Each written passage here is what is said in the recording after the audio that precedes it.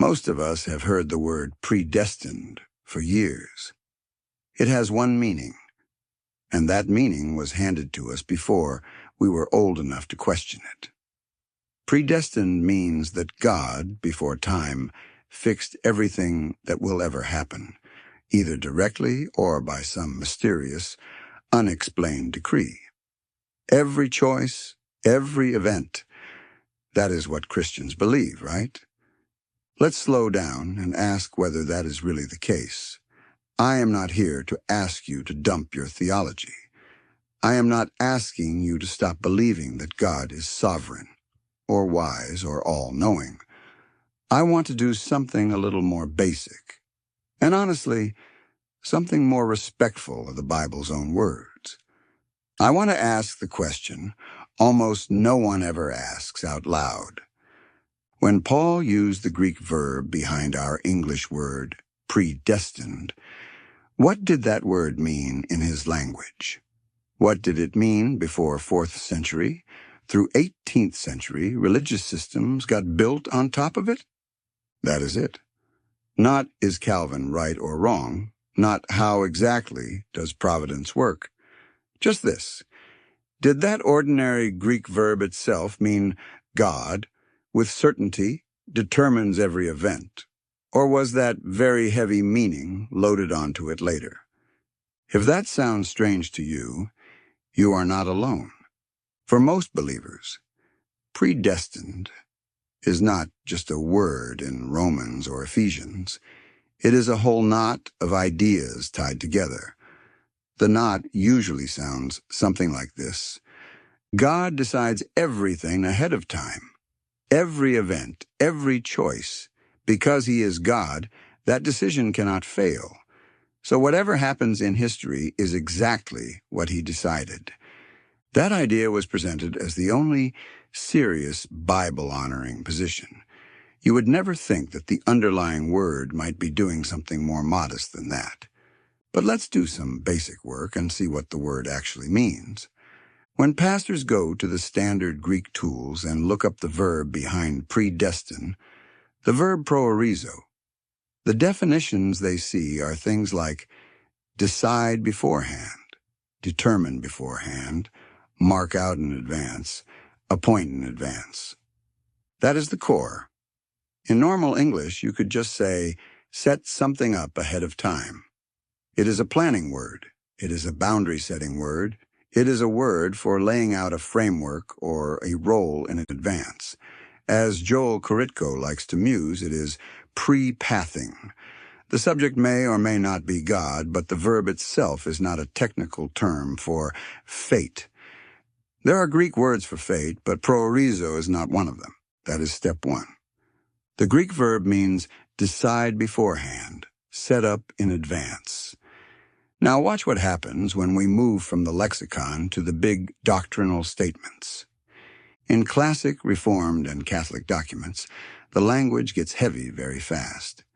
You start hearing lines like, God from all eternity ordained whatsoever comes to pass, or God has from eternity immutably preordained all future events. Do you feel the shift? We move from one Greek verb that means decide beforehand, set up in advance, to an entire doctrine about God ordaining every event in history in every detail. The doctrine might be true, or it might be false. That is not the point right now. The point is that the doctrine is clearly bigger than the meaning of the word. Ask people what a predestined means, and they think God, fate, certainty, which is actually the meaning of a particular theological theory, not the meaning of the Greek word proorizo. Here is where it gets uncomfortable. I went looking for someone, anyone, who actually showed their work. I wanted to see a serious attempt to go from the way proorizo is used in Greek, in and outside the Bible, to the conclusion, this verb itself means that God, with certainty, has eternally decreed the entire course of history, so that no event and no future moral choice could ever have been otherwise. I could not find it. What I found instead was a pattern. The lexicons quietly give the basic sense.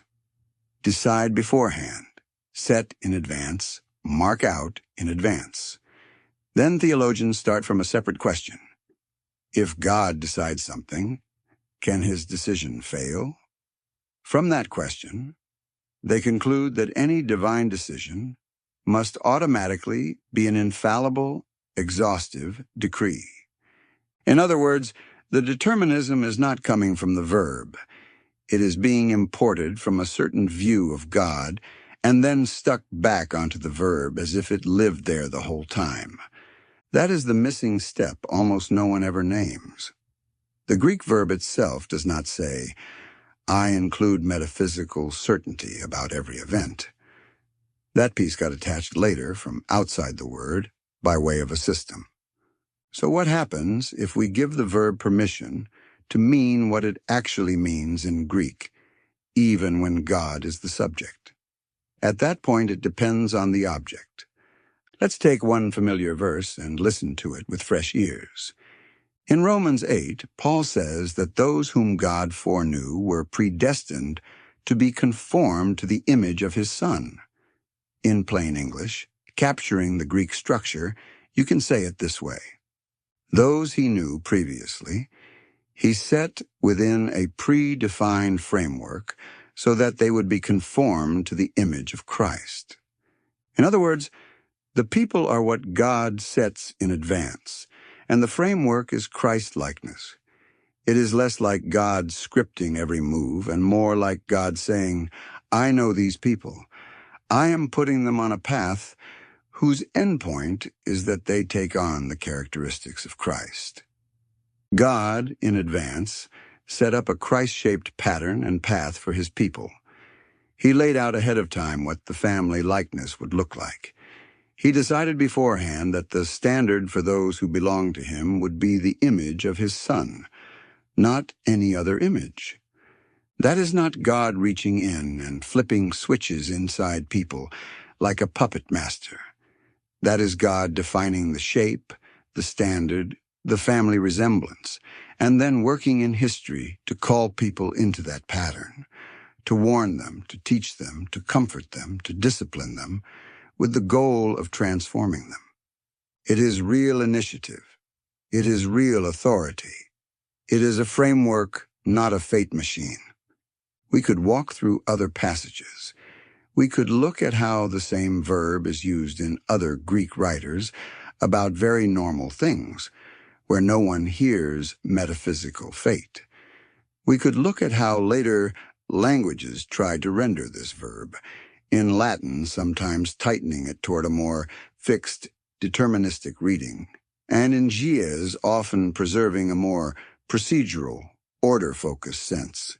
There is a lot of evidence on the table, but I do not think most people need 50 examples, at least not at first. They need one honest moment. So here is all I'm asking you to consider.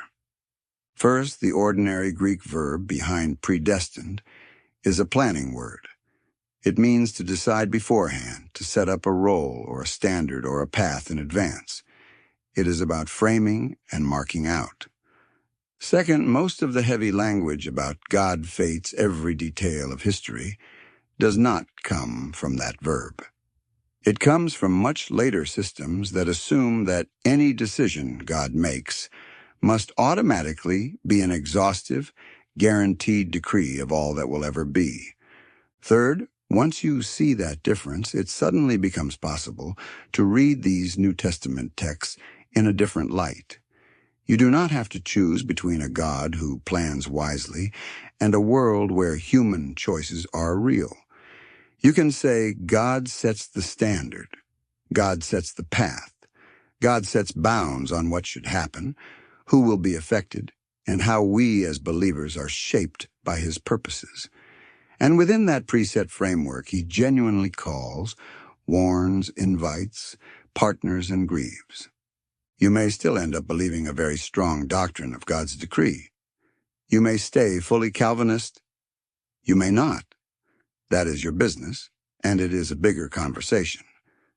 My point here is much more basic. Let us stop making the Greek verb, prorizo, carry a weight it never had in its own language. Let's stop treating our later systems as if they were the dictionary. Let us allow Paul's own words, in his own language, to speak first, before our systems do the talking for him. If we can agree on that, then our disagreements about predestination at least move onto honest ground. We will know what the word itself is doing, and we will know where the extra weight is really coming from. And once you see that, you cannot unsee it.